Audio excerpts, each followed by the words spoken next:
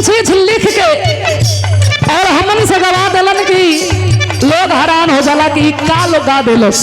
लेकिन हई देखी कवि के खोज है, कहा नाम बा अरे भोले महादेव के जैसन सुना,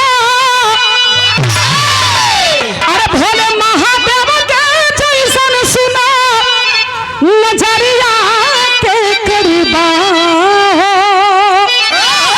है नजरिया के करबा कि माधो हमको सुना बसुरिया के करबा, माधो मन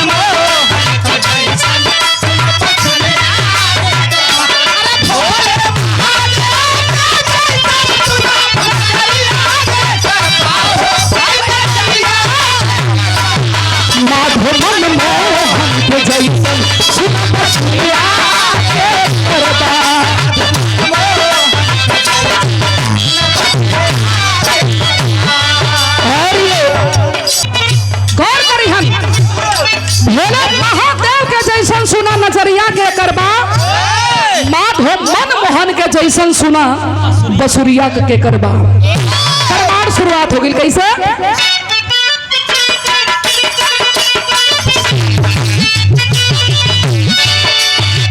सरिता के अंजना सा करवा समाई,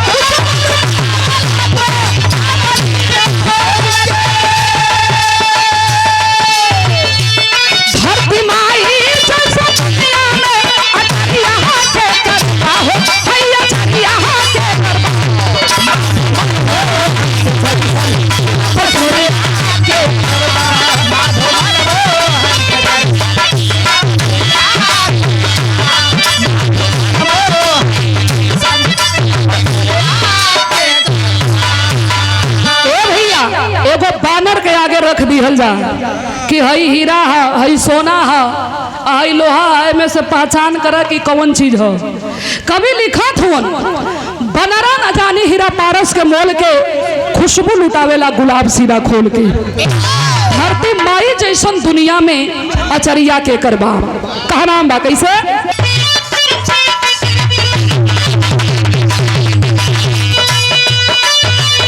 साफ कर ले बेटा, साफ कर ले, रिहर्सल मत कर। कहा नाम बा कैसे?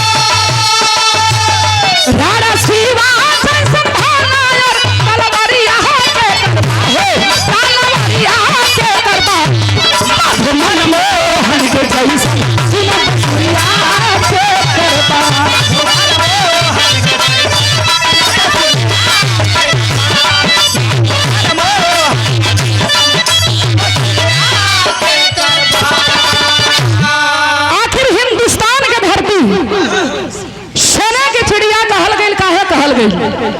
कभी से लिखत बानी आबरू वतन से नहीं बढ़ के कोनो धाम बा, मरे जो धर्म पे वही के जगवा में नाम बा। राणा शिवा जैसन भाला और तलवरिया के करबा। ये धरती पर सब बा, लेकिन वो लोगों के पहचान एक अलग रहल। का नाम बा कैसे?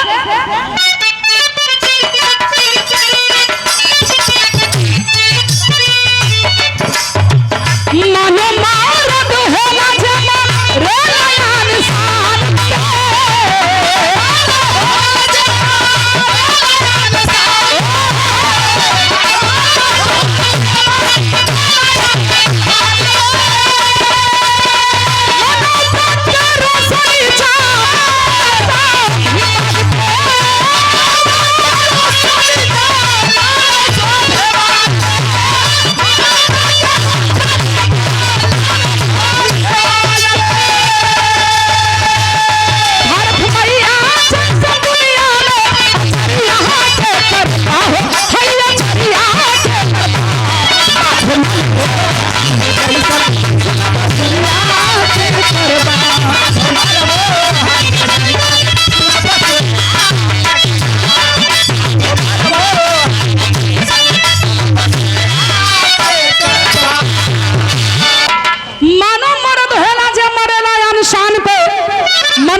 रोशनी जलावे स्वाभिमान पे। भारत मैया जैसन दुनिया में अचरिया के करबा।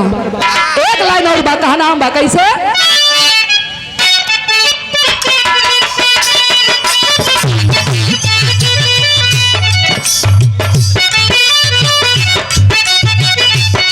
और ये मनोज रेडियो पूरे पूर्वांचल में, अरे भैया बड़ा हल्ला के इनका साउंड का कोनो छोड़ना है।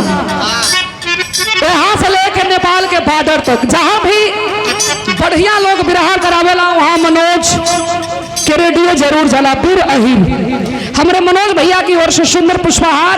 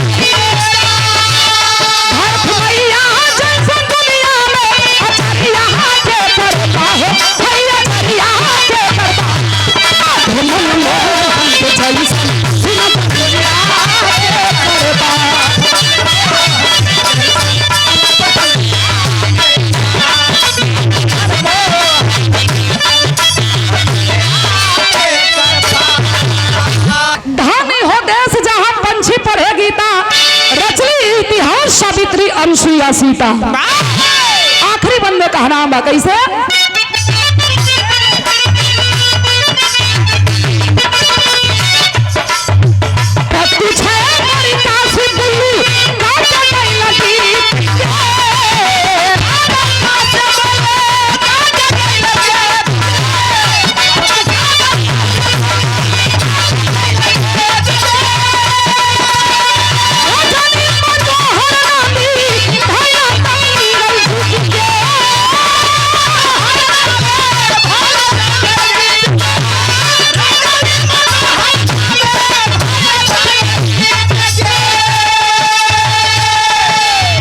रवि रेडियो दुबारी से हमारे केदार भैया की ओर से बहुत बढ़िया इनकर भी साउंड है और एक शाखा है मनोज रेडियो रवि रेडियो।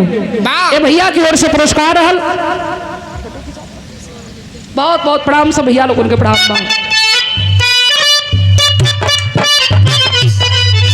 अरे कातिब का बीच सुन दुनिया में, अरे है सयरिया के कृपा हो। अरे जोखन का बीच सुन दुनिया में, है सयरिया के कृपा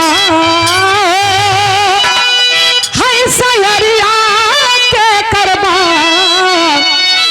माधो हमके सुना बसुरिया